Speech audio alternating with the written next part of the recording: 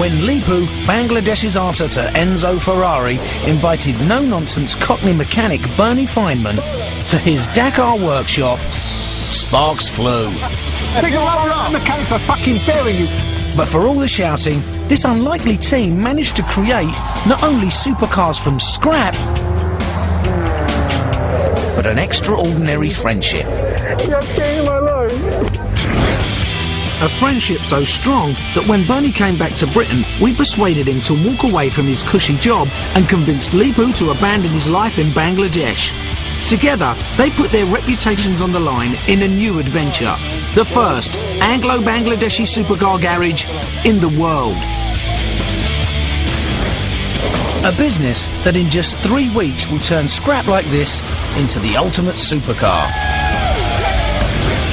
It's a story of cultural differences learning to communicate. In more ways than one. Get the fucking job done, buddy, quick! And pressures that push their friendship to the limit. I can lose everything because of this. Everything.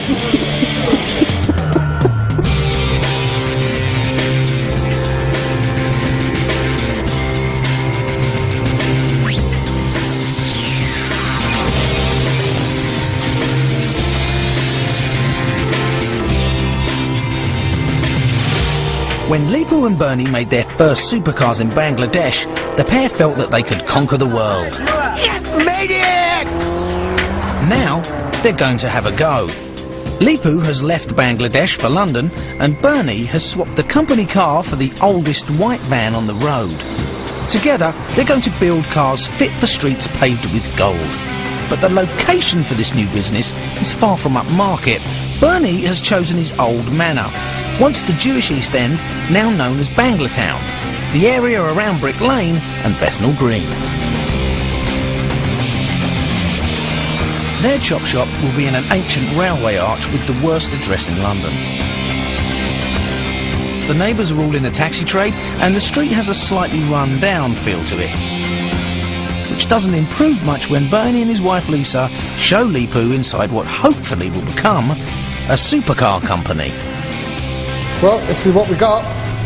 I was in the plane, I was thinking, I'm going to London to build a car with Bernie, and I'm going to have a wonderful state-of-the-art workshop. Not like in Dhaka. And what are you going to do in here? There's nothing here. Build cars, do the same here as Leepu done in Bangladesh. It's a business. You know, this is what I've always dreamed of. Having my own business. Working for me. Working with Leepu. Designing, creating. Bernie, this isn't a business. This is an empty shell with nothing in it. Remember the words which Leepu said to me in Bangladesh. Bernie, you've got no vision. You've got no vision. You've got no vision. You need some vision here. This is shit. Luckily for Bernie, Leepu can see things in rubbish that others cannot. Yeah, I got a feeling, Bernie. I like your guts, I like your drive, and I like seeing you a young again. For Bernie, the stakes are high. This might be the worst address in London, but it's still London, and that means it's expensive. 20 grand up front rent, about £23,000 for tools. The idea is to build each supercar on a budget of only £4,000. We'll never fail. We'll never fail. Bernie's never going to get bankrupt. No way, I won't let it happen. Central to Bernie's business plan is getting the supercars out of the door as fast as possible. I've got 3 weeks to buy the car, repair it, get it all done, up and running and sold. 3 weeks. If not, I'm fucked. Unfortunately, there is one thing Leepu has failed to mention. I never build a car in 3 weeks. Not even me. Perhaps Bernie should have worked that out before, as most custom cars take 3 months or more to make, but it's a bit late for that now. Bernie's left his job and Leepu has given up everything.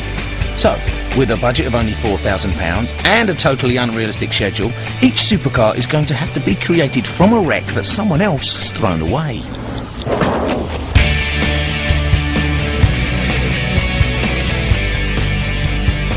Rover? It's over, Rover. No. Nah. No, Rover. You've got an ideal convertible, all the roof's already been cut. I already made up my mind. I'll go what for would you something, like? some German car. You want a German car? Which is, What, could be Mercedes, BMW, Audi. Sadly, the only bit of German metal in the yard was this aging 3 Series. Fucking state of it. I mean, the body's shit on it, but it looks fucking solid. Doesn't matter. I don't care about the body as long as the structure is good. I can work with it. The engine looks good. I mean, he can take care of it. Sure. Oh, don't worry about the engine side. Ready? Yeah. This is it. Let's go and see how much the geezer Let's wants. shop a German car. It looks like someone's over. But in England, even scrap like this comes at a price. What will you take for it in the death? Say like about 5 3/4. You're a laugh or what? Engine's worth that. A monkey for an engine like that? It's worth that money, come on. Oh, come on, that fuck's sake. What do you want to give for it? 150 quid? You're mad. You can always go higher. You're You mad. can't go low. Oh, I saw I'm mad. Like, I'll take 4.5 for it. Oh, fuck. That's worth it. 350 cash. Nah. Pound Nah, notes. another pony. All right. Thank you very much. Got ourselves a car, Leepu. Coming up, Leepu is concerned about Bernie's hearing. Can't hear you. Get the fucking job done, buddy, quick! But behind all the fun, the reality of building a supercar on only a £4,000 budget begins to bite. I've had to find a place that would do them at the cheapest price which we can afford. Fuck the cheapest price! Price won't do shit to me, Bernie. Price won't do shit! I have to get the fucking car done, Bernie!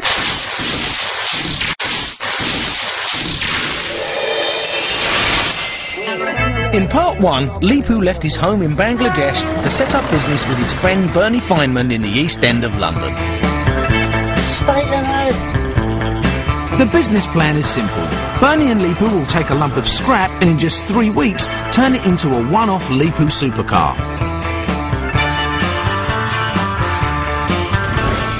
It's a huge risk. Not only do the cars need to sell for more than they cost to build, This ain't cheap, my son. Right? It's a lot of money. but the pair have hired their first members of staff. This is Magic. Fresh from Poland, Bernie is keen to teach him English. Do that. Now repeat after me. 2 elephants went up the hill and parted.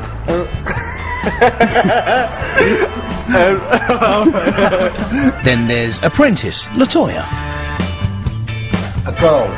A girl? A girl, yes. And you know, a woman. She might not know much about mechanics, but she does know how to woo an old man. I'm on my knees. Where's the song? I am a poor, wayfaring stranger in that one land to which I go. Finally, Leepu has brought his brother Zia, welder and panel beater.